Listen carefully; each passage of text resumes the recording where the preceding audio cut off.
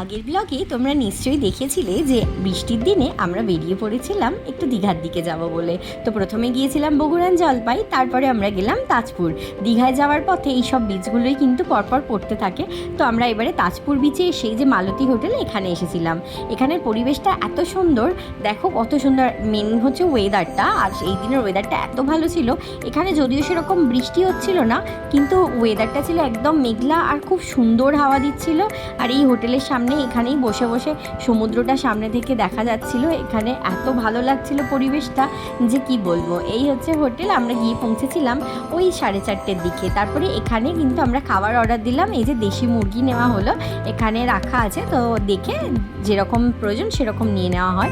তারপরে একটু বসে ভালো সময় কাটালাম, রান্না হতে তো অনেকটা দেরি হবে। এরপরে আমরা খেলাম আমুদে মাছ ভাজা। এটা কিন্তু আমি আগে কখনো খাইনি, এটা কিন্তু দারুণ খেতে লাগছিল। যে পুঁটি মাছ ভাজা হয় না আমাদের, সেরকম টাইপের আর কি, একদম ফ্রাই করা। তারপরে 2 ঘন্টা পরে খাবার রেডি, তখন প্রায় 6টা। ডিনার কাম লাঞ্চ সবই হয়ে গেল। সঙ্গে ছিল, মেনুতে ছিল ভাত, ডাল, আলু ভাজা, আর সেই যে চিকেনটা, ওই চিকেনের রান্নাটা। এই যে কাকিমাটা রান্নাটা করেছিল, এত অসাধারণ রান্না করেছিল যে কি বলবো। তো খাওয়া দাওয়ার পর্ব এবারে শুরু হয়ে গেল। অনেকটাই সন্ধে হয়ে গেছে, প্রায় 6:30 তখন বেজে গেছে।